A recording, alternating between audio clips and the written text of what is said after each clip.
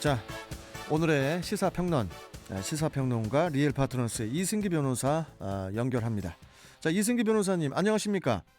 예, 안녕하세요. 네. 자, 집에서 이렇게 전화로 인터뷰하니까 편하시죠? 아이고, 그래도 현장에 가서 직접 얼굴 뵙고 하는 게 좀 마음이 더 편해요. 예, 보고 싶습니다. 예. 예. 자, 오늘은 어떤 이슈 전달해 주실 건가요? 예, 오늘 첫 번째 이슈는 진실게임, 뒤통수를 맞은 자는 누구입니다. 자, 어제 9일에 그 더불어민주당이 그 쟁점 법안인 공정거래법 개정안의 처리 과정에 협조한 정의당의 뒤통수를 때렸다는 언론 보도가 있었는데, 그런데 정의당에서는 오히려 문 대통령이 뒤통수를 맞은 거라는 입장을 밝혔어요. 이게 뭐 갑작스런 이 뭐 뒤통수 논란, 이게 어떤 내용입니까? 예, 이 사안은 이제 공정거래법 이제 개정안과 관련된 논란입니다. 예. 이번 개정안의 핵심 내용이 바로 이 공정위가 보유한 전속 고발권을 폐지하는 것인데요. 그동안 이 기업들의 부정경쟁 행위에 대해서 오직 공정위만 이 고발권을 보유하다 보니까 그 부작용이 상당하다는 비판이 있습니다. 그래서 이 전속 고발권을 폐지하면 이제 일반 개인이나 시민단체도 이 기업들의 불공정한 행위를 직접 형사 고발할 수 있도록 하겠다. 이게 바로 핵심입니다. 예, 예. 그렇다 보니 이 폐지 법안을 두고 기업들의 반발이 상당했습니다. 그런데 이 전속 고발권 폐지를 담은 이 공정거래법 개정안이 안건조정소위원회에 올라온 겁니다. 예. 이 안건조정소위원회는 총 6명으로 구성이 되는데 예. 여야 동수로 3대 3입니다. 예. 여당인 민주당이 3명, 야당인 국민의힘이 2명에 또 다른 야당인 정의당이 1명인데 네네. 그 1명이 바로 정의당 배진규 의원입니다. 문제는 이 안건조정소위원회는 의결 종족수가 3분의 2 이상입니다. 그래서 6명 중 4명을 채워야 의결이 된다는 겁니다. 네. 민주당 입장에서는 이 3명 모두 참석해도 아직 4명이 못 미치니까 그렇죠. 이 정의당이 1명이 남은 이 정의당의 참석이 매우 중요했습니다. 결국 정의당이 이 법안 통과에 캐스팅 보트를 진 겁니다. 예, 예. 그런데 전날인 그 8일 배진규 의원이 안건조정소위원회에 참석해 이제 전속 고발권을 폐지하는 내용의 공정거래법 개정안. 그런데 이 개정안을 이 정부가 제출했습니다. 예. 이 법안 처리에 참석을 해서 이 찬성표를 던진 겁니다. 어... 네. 그런데 바로 다음 날인 9일, 어제죠? 9일 새벽에 민주당이 이 국회 정무위원회 전체회의에서 갑자기 입장을 바꿔서 이 전속 고발권을 폐지하는 내용이 아니라 전속 고발권을 그대로 유지하는 내용의 이 수정안을 갑자기 상정을 한 겁니다. 갑자기. 그래서 정의당 배진규 의원이 강력하게 반발했는데 그 반발을 뚫고 이 수정안을 의결까지 해버린 겁니다. 한마디로 이 민주당으로서는 이 경제계의 반발을 감안해서 한 발 물러선 조치를 취한 건데 이 정의당 입장에서 보면은 안건조정소위원회에서는 캐스팅 보트로부터 민주당의 신속한 법안 처리 협조를 했는데 정작 전체회의에서는 법안이 바꿔치기 당한 겁니다. 그렇네요. 그렇다 보니 정의당에서는 이 속이려고 덤벼드는 자들의 강교함에 그치다라는 말까지 나왔고요. 거대 야당인 민주당의 입법 독주에 아주 커다란 이제는 배신감을 표출을 한 겁니다. 네. 이를 두고 이제는 거대 야당이 소수 야당을 기만했다라는 이런 비판이 계속 일자 일단 김태년 민주당 원내대표가 이거 충분히 더 논의했어야 했는데 적절하지 않았던 것 같다라고 유감 표명을 한 그런 상태입니다. 자, 그렇다 보니까 이제 일각에서는 아까도 제가 말씀드렸지만 정의당이 민주당에게 뒤통수를 맞았다는 그 이야기가 나오는데 예. 막상 정의당에서는 뒤통수를 맞은 게 우리가 아니고 문 대통령이다 이런 입장을 밝혔잖아요. 이거는 어떤 내용입니까? 예. 이 공정거래위원회 그 전속 고발권 폐지는 이 문 대통령의 대선 공약이었습니다. 그렇다 보니까 결과적으로 민주당이 이거를 파기한 거 아니냐라는 것입니다. 결국 뒤통수를 맞은 건 대선 공약을 파기당한 문 대통령이라는 게 바로 정의당의 설명입니다. 예. 결국 이 뒤통수를 때린 것은 분명 민주당이 맞습니다. 지금 보면. 하지만 맞은 것이 뒤통수를 맞은 게 정의당인지 문 대통령인지 헷갈리는 그런 상황이 된 겁니다.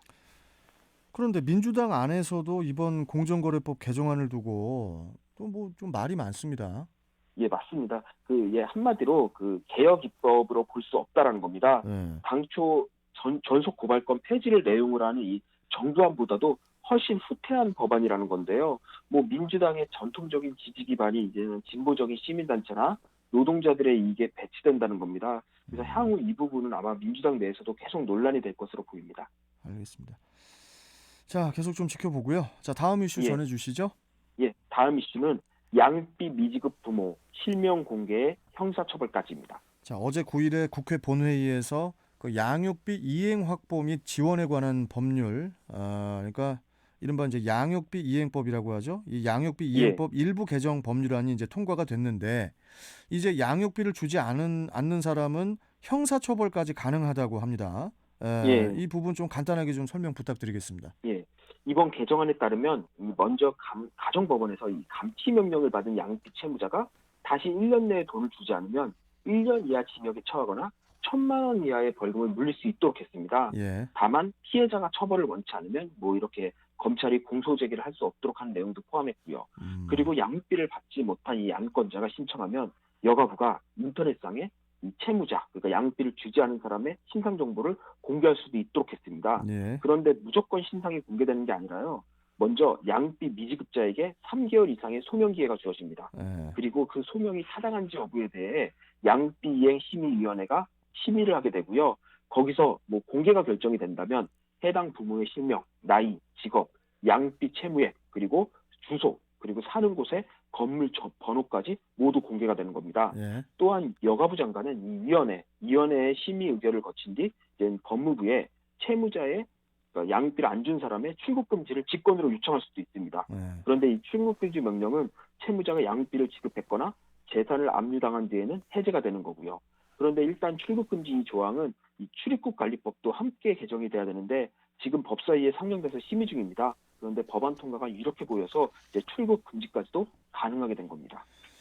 그 양육비는 그 어린 자녀들의 생존권과 직결되어 있고 또 부모로서 최소한의 의무라고 보이는데 그 이번 양육비 이행법 개정으로 그 자녀가 양육비를 받지 못해서 그 생활고를 겪는 일이 줄어들 것으로 또 기대가 됩니다. 예, 이 여가부에 따르면은 전체 미혼 또는 이혼해서 이제 한부모 가정이 된 이 한부모 가정의 78% 정도가 양육비를 받지 못하고 있다고 합니다. 예, 그런데 저도 이제 실무에서 일을 해보면은 실제로 이혼 사건은 이혼이 된 이후에 이제 양육을 하는 사람에게 양육비를 주지 않는 경우가 사실 대다수입니다. 제가 대다수입니까? 사실 양육비를 주는 경우를 보는 게 정말 좀 이렇게 희소하다고 할 정도인데요. 그런데 이 양육비라는 게 단순히 사인 간의 채권 채무가 아닙니다. 아동의 생존권 보장과 복리 실현을 위한 것입니다. 그렇죠. 그렇다고 본다면 이 양육비 이행을 다하도록 하는 건 어쩌면 국가의 책임이라도 볼 수 있다는 점에서 이번 개정안은 큰 의미가 있어 보입니다. 그렇네요. 자, 이번 법안은 언제부터 시행이 됩니까? 어제 국회 본회의에 통과를 했으니까 15일 이내에 이제 국무회의를 열고 이제 공포를 하게 되면 6개월 뒤에 시행이 됩니다. 예. 이르면 한 내년 6월경에 아마 시행될 것으로 전망이 됩니다. 자, 그런데 이제 얼마 전에 우리 출경대 방송에 그 양육비를 주지 않은 부모들의 신상을 공개를 하는 그 배드파더스의 구본창 대표가 출연을 했었거든요. 그 이번 법안 통과로 그 배드파더스가 어떻게 될지 이것도 좀 궁금합니다. 예, 네, 구본창 대표가 한 언론사회 인터뷰에서 이 법이 시행되는 내년 6월에서 7월까지는 존속해야겠지만 이 신상 공개가 원활하게 운영되면 배드파더스는 존재할 이유가 없다라고 해서 사이트를 폐지할 것이라는 입장을 밝혔습니다.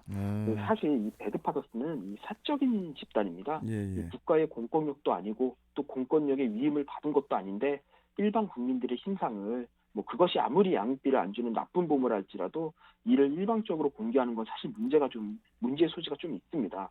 물론 명예훼손으로 고소됐는데 이 부분이 무죄를 선고받기도 했지만 그럼에도 불구하고 과연 신상 정보를 할 권리가 있는지 그거에 대해서는 이제는 정당성 문제가 계속 남겨 있는 겁니다. 예. 그렇지만 어떻게 보면은 배드파더스가 우리 현행법 체계에서 해결되지 않고 있던 이 양육비 문제를 실질적으로 해결하고 있다는 점에서는 그렇죠. 그 역할이 필요한 것도 사실입니다. 예. 그렇다 보니까 저는 이 배드파더스가 그동안 양육비 문제에 무관심했던 우리 사회가 만들어낸 일종의 필요악이 아닌가 그렇게 생각을 합니다. 예. 결국 배드파더스라는 존재 자체가 필요 없어지는 그런 날이 오는 게 어떻게 보면 역설적으로 배드파더스의 존재의 목적이 아닐까 그렇게 생각을 하는데요. 결국 이번에 법안이 통과됐는데 이 법안이 잘 시행된다면 그때는 배드파더스의 존재가 사라지는 게 그게 순리상 맞습니다.